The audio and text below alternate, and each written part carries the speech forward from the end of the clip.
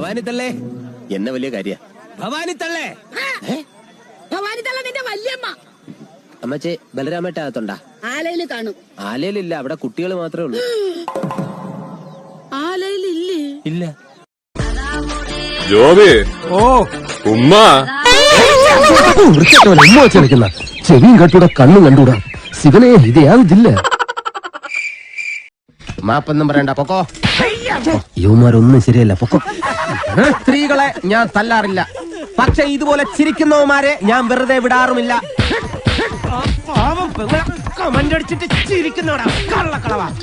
അവൻ എന്ത് നാടകം വേണമെങ്കിലും കളിക്കട്ടടാ, നമുക്ക് കാണാം. നാടകം കളിക്കാം. അവനാര് എണ്ണൻ പിള്ളേ. ഇതിലെന്തോ ചതിയുണ്ട് മുതലാളി. അതെന്താണെന്ന് നമുക്ക് ചോർത്തിയേ പറ്റൂ. അതിന് എന്റെ ഇല്ലാത്ത ബുദ്ധിയിൽ ഒരു ഐഡിയ തോന്നുന്നുണ്ട്. ഈ വീട്ടിൽ എത്ര അംഗങ്ങളുണ്ടെന്ന്? അതായിരുന്നു 5-8 പേരുണ്ട്. മുല കുടിക്കുന്ന കുട്ടികളുണ്ടോ? ഇതുവരെ ഇല്ല, വേണമെങ്കിൽ. എന്താണ് നീ എന്നെ പറ്റി വിചാരിച്ചേ? ചവിട്ടി നിർത്തിക്കോ, വെറുതെ എന്റെ ഭാര്യയെ കൊണ്ട് വെള്ളസാരി ഉടിപ്പിക്കണ്ട.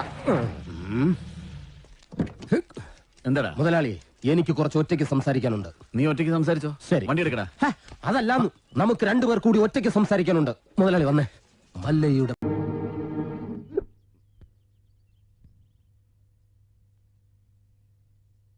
എന്താ തീപ്പെട്ടി ഉണ്ടാ? തീപ്പെട്ടി ഇല്ലെങ്കിൽ വേണ്ട, ഓട്ടെ.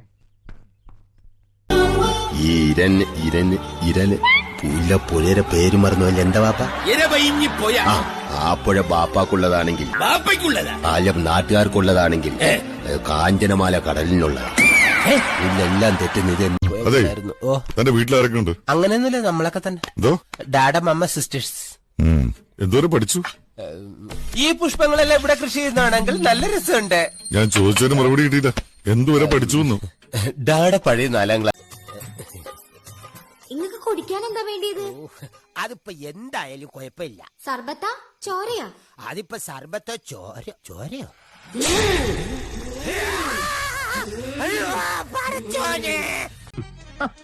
ഭയങ്കര ചിരിയങ്ങളെയൊക്കെ ആയിരുന്നല്ലോ നിങ്ങൾ തമ്മിൽ. അത്രയ്ക്ക് അടുപ്പാ? നല്ല അടുപ്പ. ഇനി വല്ല പ്രേമവും മറ്റാണോ? ഹലോ, ഒരു മിനിറ്റ്. ഇതാ വരുന്നേ.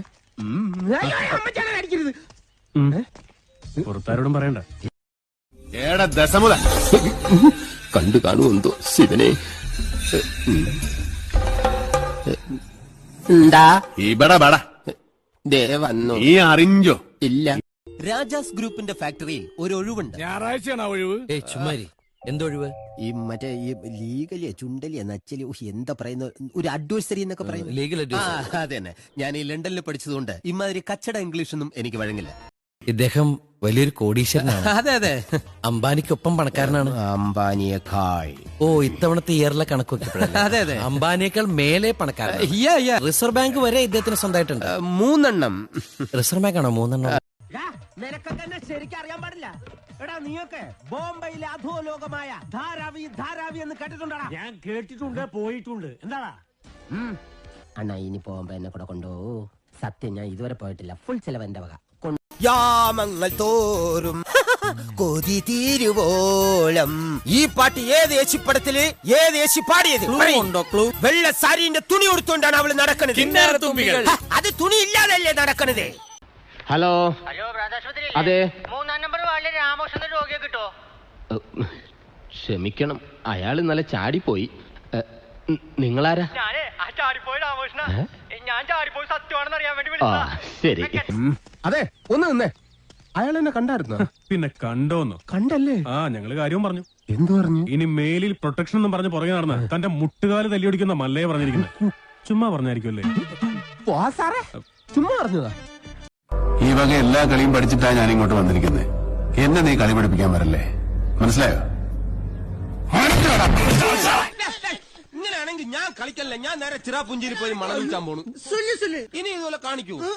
സത്യമായിട്ടാ ഇത് കണ്ടോ? ഈ ജട്ടി പോലും ഞാൻ നിന്റെ അടിച്ചു മാറ്റിയതാ. എന്നിട്ടും നീ എന്നെ നന്ദി വേണോടാ, നന്ദി. ഞാൻ ഉണ്ട് നിന്റെ കൂടെ. ഇനി നമ്മൾ എന്ത് ചെയ്യുമല്ലയ്യ? നാഗേന്ദ്രന്റെ എല്ലാ കാറിലും ഞാൻ ബോംബ് വെച്ചു. നിൻಗೆ ನನ್ ಬಗ್ಗೆ ಗೊತ್ತಿಲ್ಲ ನನ್ ಹಂದಿ ಮಗನೇ. ബോംബ് വച്ചത് മാത്രമല്ല, കന്നഡയിൽ എന്തോ ഗൊത്താരാണ് പ്ലാൻ. പിന്നെ എന്റെ കാര്യം അത് ഞാൻ പ്രത്യേകിച്ച് പറയണ്ടല്ലോ. നീ ധൈര്യമായിട്ട് പോയി കട തുറക്ക. നിന്റെ ദേഹത്ത് ഒരു പൊടി പോലും വീഴില്ല. ശേഖരനാ പറയുന്നത്. നീ നാട്ടുകാരെ പൊട്ടം കളിപ്പിക്കല്ലടാ നായിന്റെ പട്ടി മോനെ. എന്താടാ നിന്റെ പേര്? ഞാൻ ദശമൂലം. വട്ടപ്പേര് പറയടാ. തല്ലിന് പോകുന്നതിന് മുമ്പ് ദശമൂലാരിഷ്ടം കഴിക്കുന്നത് കൊണ്ട് ചിലർ അങ്ങനെ വിളിക്കും.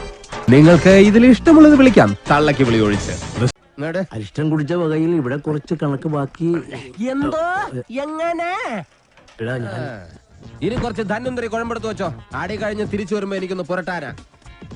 ബുദ്ധിജീവിടാ എടാ ഇന്നെങ്കിലും പോയി അമേരിക്കയിൽ എവിടെ നടന്ന ഒരു കേസിന്റെ ഡീറ്റെയിൽസ് ആണ് ഇദ്ദേഹം ഇവിടെ സമർപ്പിച്ചിട്ടുള്ളത്.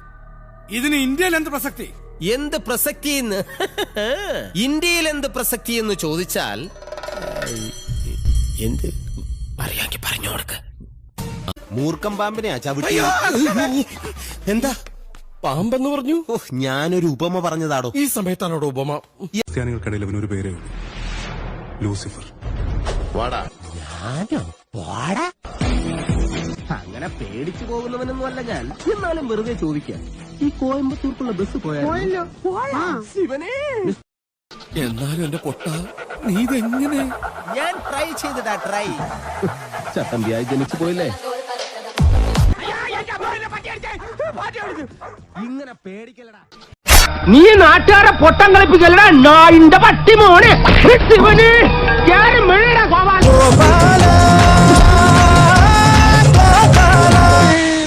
രണ്ടു ഓലക്കീറോ വെള്ള തുണി എടുത്തോളൂ എന്നെ മൂടാൻ. Hello, തേജാബായി speaking. പറയൂ, എത്ര പേരെ കൊല്ലണം? കൊന്നിരിക്കും.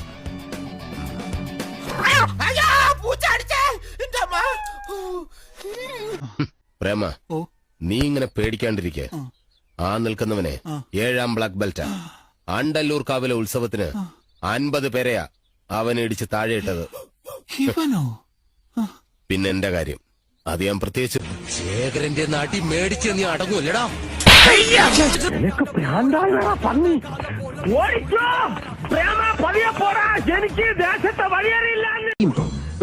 ചട്ടമ്പിയായി ജനിച്ചു പോയില്ലേ, ഓടാൻ പറ്റുമോ? പലപ്പോഴായിട്ട് ഓടിയിട്ടുള്ളല്ലേ, പിന്നെന്താ? ചുറ്റും വടിവാളായിട്ട് നിൽക്കുമ്പോ ഓടാൻ ഗ്യാപ്പ് വേണ്ടേ? മാത്രമല്ല, ലോറിയുടെ സ്റ്റിയറിംഗ് ഇതാ ഈ നെഞ്ചിൽ. സ്റ്റിയറിംഗ് അല്ല, ഈ ലോറി തൊഴിലാളികളാണല്ലോ അധികം ഗുണ്ടകളും. അങ്ങനെ ഈ റൂമിൽ കിടക്കുന്ന പയ്യൻ എന്റെ സ്വന്തം ആളാ. അവൻ എങ്ങനെയുണ്ട്? വളരെ നല്ല പയ്യനാ. അതല്ല ചോദിച്ചത്, അവന്റെ അവസ്ഥ എങ്ങനെയുണ്ടെന്ന്. അതിപ്പോ ഒന്നും പറയാൻ പറ്റില്ല. നമ്മൾ തങ്ങളിൽ അങ്ങനെയൊന്നും വേണ്ടെന്നേ. ധൈര്യമായിട്ട് ഒരു 4 മണിക്കൂർ കഴിയാതെ ഒന്നും പറയാൻ പറ്റില്ല. അതുവരെ താൻ എന്താ മൗനം? എടാ തെണ്ടി സുരേഷ്, നീ എനിക്കെതിരെ സാക്ഷി പറയുമല്ലടാ. ധൈര്യം ഉണ്ടെങ്കിൽ ഇറങ്ങി വാടാ. ഞാൻ ദശമൂലം.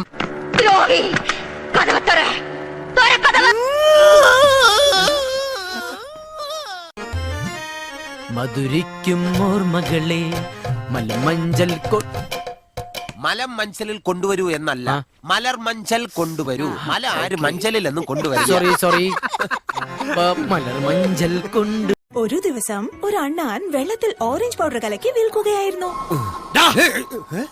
ഞാൻ നിന്നോട് പലവട്ടം പറഞ്ഞിട്ടില്ലേ വൃത്തിയായിട്ട പണി ഇവിടെ ചെയ്യരുതെന്ന്? വൃത്തിയായിട്ട പണിയാ? എടാ, ഇത് വളരെ വൃത്തിയോടും ശ്രദ്ധയോടും കൂടി ചെയ്യേണ്ട പണിയാ. ഇത് എന്താ സംഭവം? ദശമൂലം ആ സുരേഷിനകത്തിട്ട് തല്ലി ചതക്കുക. സുരേഷ് കഴിഞ്ഞ ദിവസം വീട് മാറിപ്പോയില്ലേ? ഇപ്പൊ ഇവിടെ പുതിയ CI അല്ലേ താമസിക്കുന്ന? സർക്കിളാ. ഞങ്ങള് പഴയ ഫ്രണ്ട്സാ. ഉറക്കം വന്നോണ്ട് തോളിലിട്ട് തത്ത പറയുന്ന പോലെ പറഞ്ഞോണം. നീ എന്താ ആളെ കളിയാക്കുന്നോ? അല്ല സാർ, തത്തമ്മ പറയും പോലെ പറയാൻ പറഞ്ഞു. ഇവൻ എങ്ങോട്ട് വിട്ടാ സാർ? തത്ത പറയുന്ന പോലല്ല, താറാ പറയുന്ന പോലെ ഞാൻ പറയിപ്പിക്കാം. അയ്യോ, അതും എനിക്കറിയാം സാർ. നുണയാണ് നുണ. കള്ളത്തരം പറയരുത്. നീ കഞ്ഞി വെച്ച് കൊടുത്തില്ലേ? അത് പിന്നെ 10-25 പേർ ചേർന്ന് ഇത്രയും നീളമുള്ള കത്തി എടുത്ത് തൊണ്ടക്കുഴിയിൽ വെച്ചിട്ട് വയ്ക്കടാ കഞ്ഞി എന്ന് പറഞ്ഞാൽ ആരായാലും കഞ്ഞി വെച്ച് പോവും. അമ്മാവനായിരുന്നെങ്കിൽ പയറും ചമ്മന്തിയും വരെ വെച്ചേനെ. ചില മുതലാളിമാരൊക്കെ അങ്ങനെയാ പരമുള്ളേ. വീട്ടിലൊരു സെറ്റപ്പ് ഉണ്ടെങ്കിലും കല്യാണം കഴിക്കുന്നത് വേറെ പെണ്ണിനെ ആയിരിക്കും. മാപ്പൊന്നും പറയണ്ട, പൊക്കോ. ചെവിയും കണ്ടൂടാ, കണ്ണും കണ്ടൂടാ. ശിവനെ, ഇത് യാത്? உனக்கு எவ்வளவு தைரியம் இருந்தா இப்போ என் கண் முன்னாடி வந்து நிப்ப? இன்னைக்கு துர்காஷ்டமி. உன்னை நான் கொன்னு உன் ரத்தத்தை குடிச்சு ஓங்கார நடந்து விடுவேன்.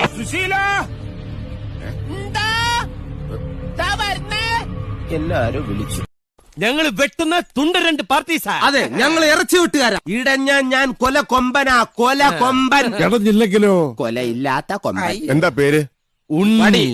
ഊന്നുടിയോ? ഊന്നുവടിയല്ല. എന്താണ് നിന്റെ പേര്? ഉണ്ണി. എന്റെ പേര് വടിവേൽ.